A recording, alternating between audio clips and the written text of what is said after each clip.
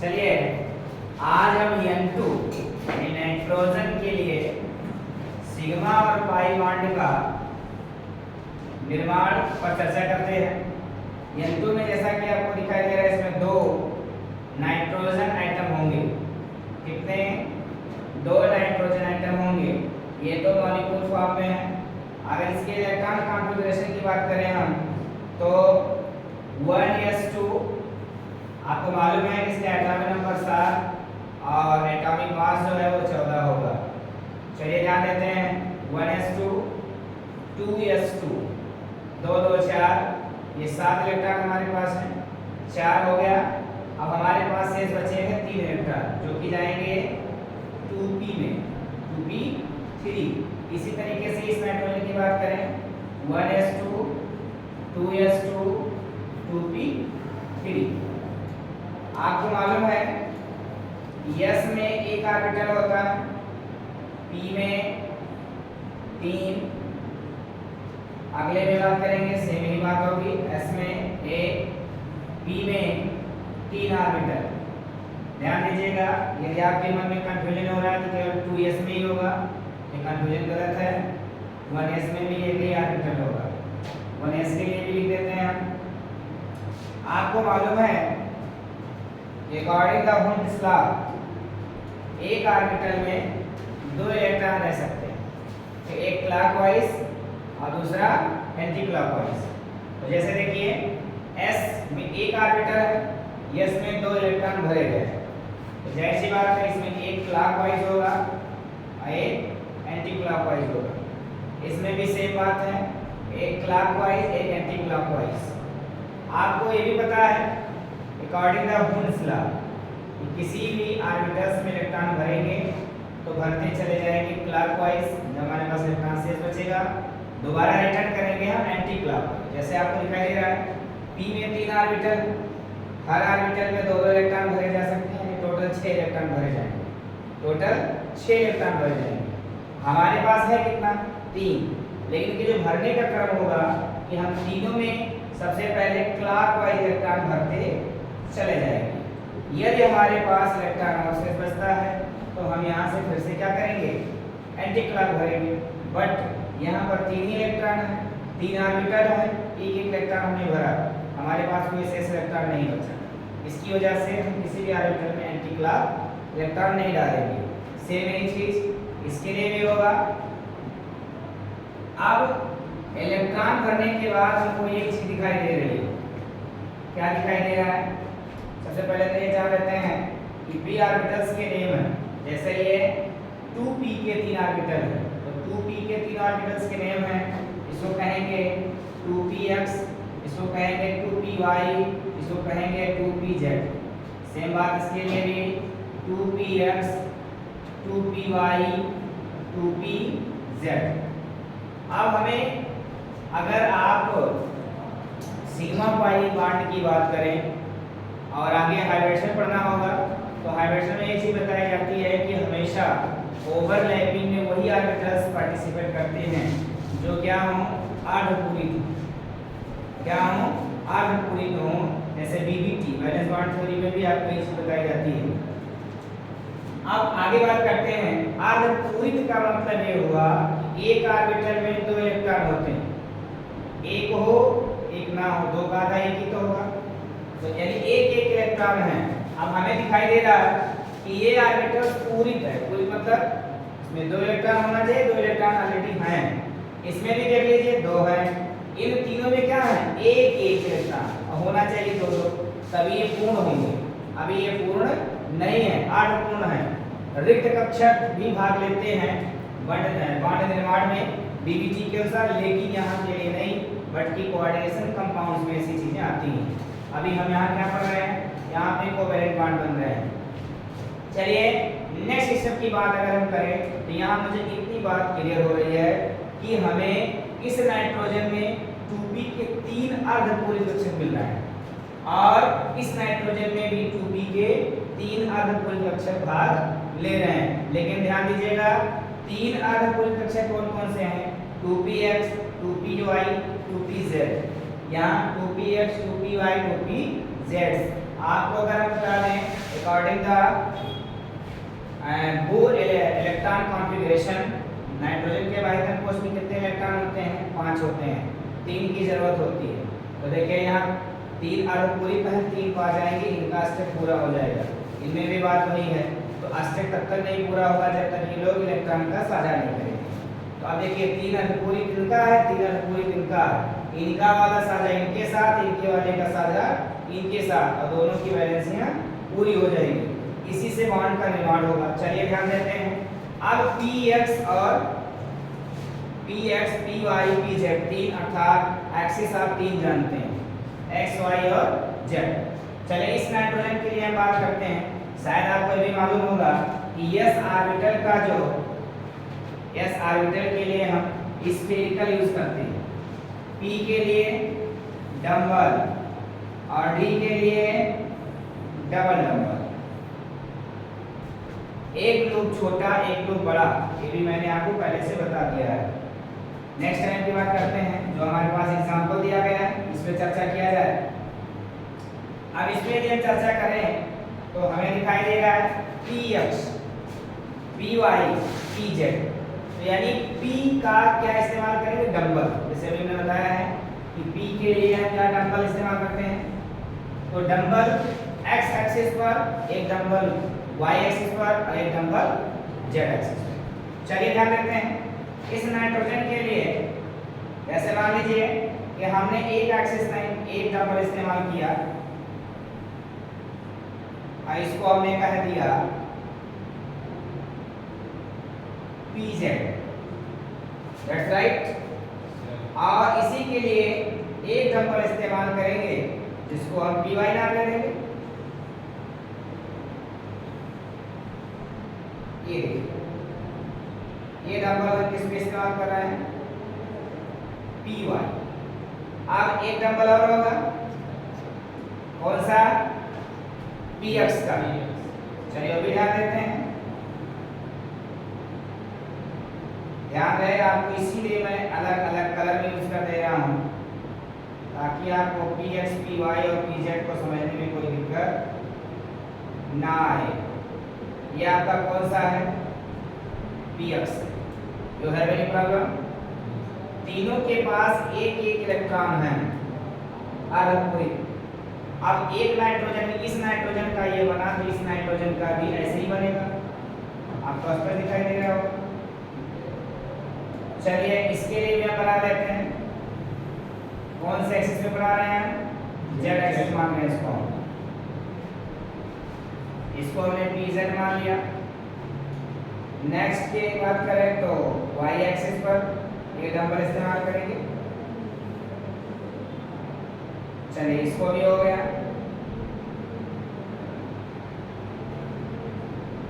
x axis में भी बात कर लेते हैं।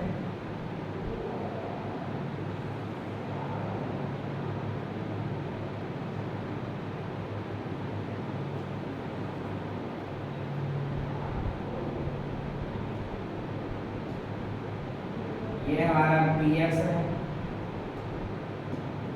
ये py है। ध्यान दीजिए कौन सा px कौन सा py, ये भी देख लीजिए अकॉर्डिंग टू एग्जांपल। इसमें हम कौन सा इस्तेमाल करने जा रहे हैं? 2py,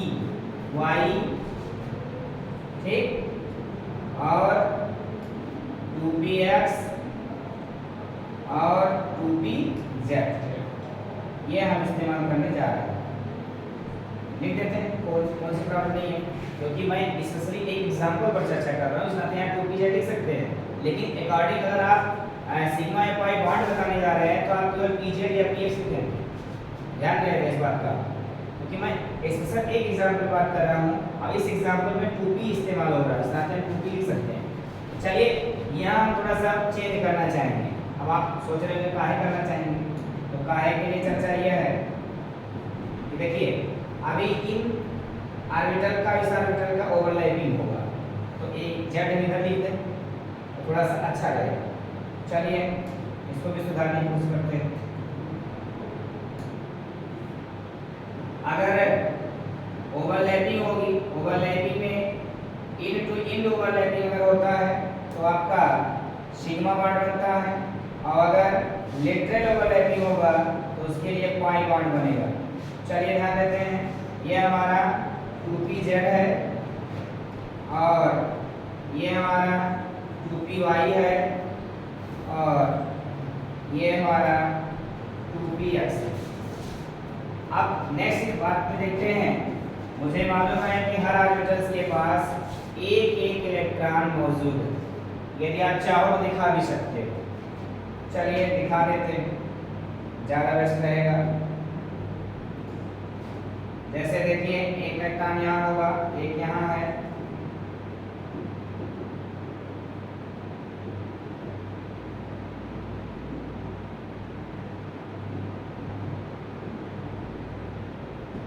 चलिए इलेक्ट्रॉन दिखाने के लिए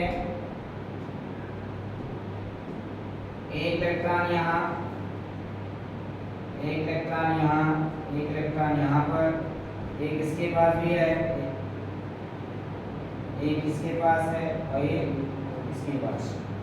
अगर हम ओवरलैपिंग करते हैं, ध्यान दीजिएगा, अगर जेड का ओवरलैपिंग कराया है, किसका, जेड का, देखो आमने सामने जेड है, 2pz आमने सामने है, इसकी ओवरलैपिंग होगी तो इंड टू इंड होगा। क्या होगा, इंड टू इंड होगा। अब इंड टू इंड में आपको पहले से बता रखा है हमने, कौन सा बॉन्ड बनेगा, सिग्मा।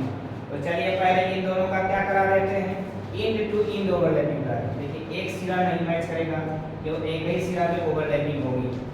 चलिए ध्यान देते हैं, एक सिरा की ओवरलैपिंग कराने के लिए थोड़ा सा स्पेस कम पड़ रहा है, थोड़ा छोटा कर लेते हैं, शायद आपको समझने में आसानी हो जाए। अब इंड टू इंड में सिग्मा बॉन्ड तो बनेगा, लेकिन कैसे बनेगा इसको आप देखें। देखिए ये 2pz है, ये भी 2pz है, दोनों का ये एक मान लीजिए हेड सिरा है, ये भी हेड है, दोनों एक दूसरे से ओवरलैप करेंगे। ओवरलैप में चलिए मैं ओवरलैप दिखाता हूँ। ये मान लो कि पहले वाले नाइट्रोजन का है और ये सेम चीज दूसरे वाले नाइट्रोजन का भी ले लीजिए। ये दोनों एक ही एक्सिस पर हैं, एक ही एक्सिस मतलब दोनों की एक्सिस क्या है, 2pz है, इसका भी 2pz है।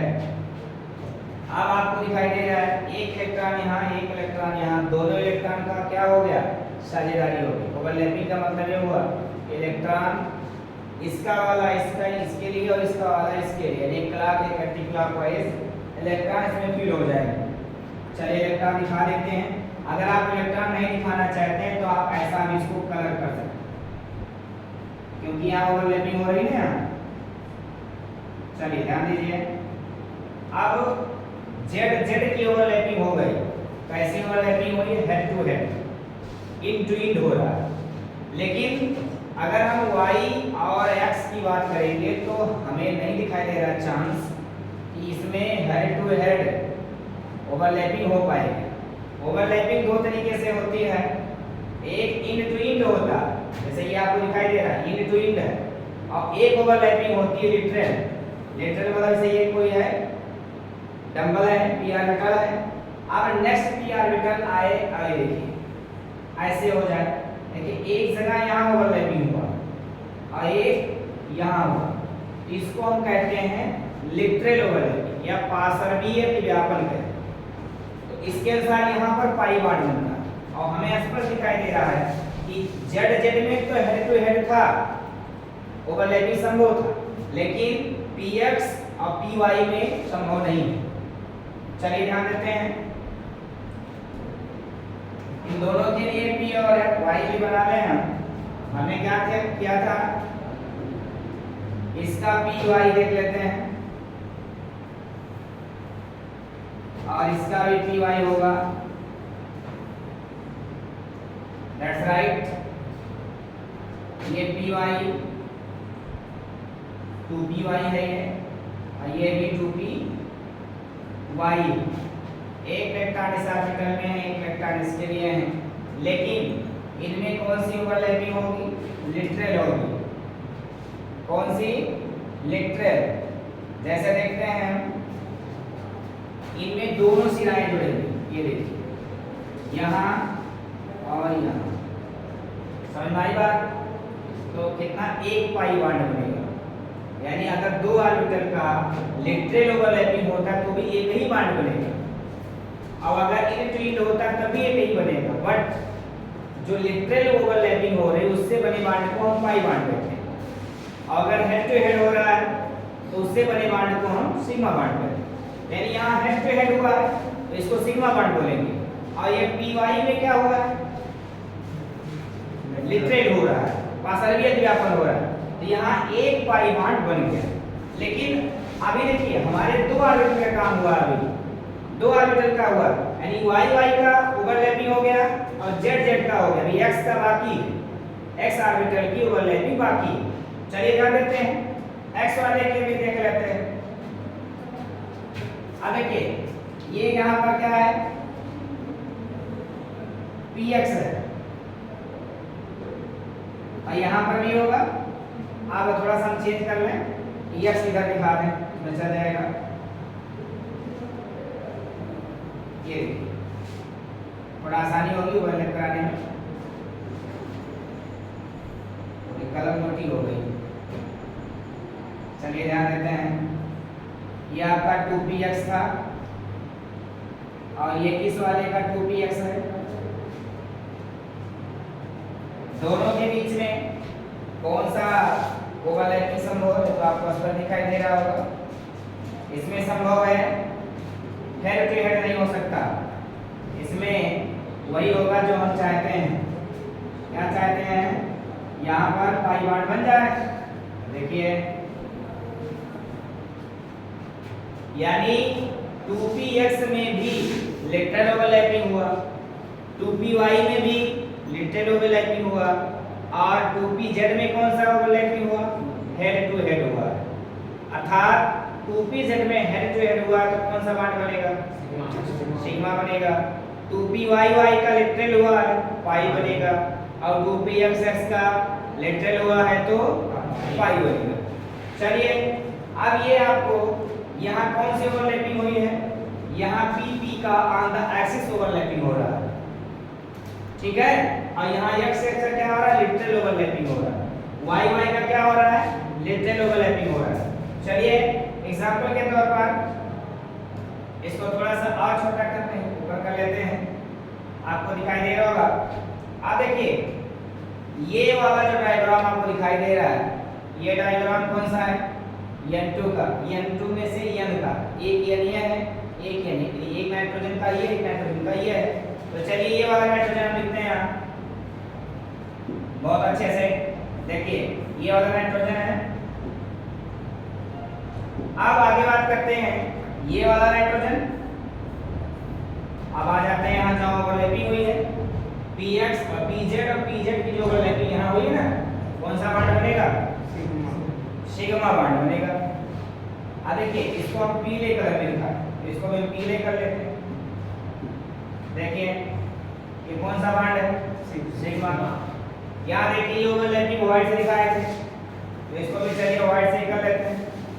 ये कौन सा बॉन्ड है, पाई, और देख लीजिए इसको हम किस में लिखाए हैं, ब्लू, बैगनी।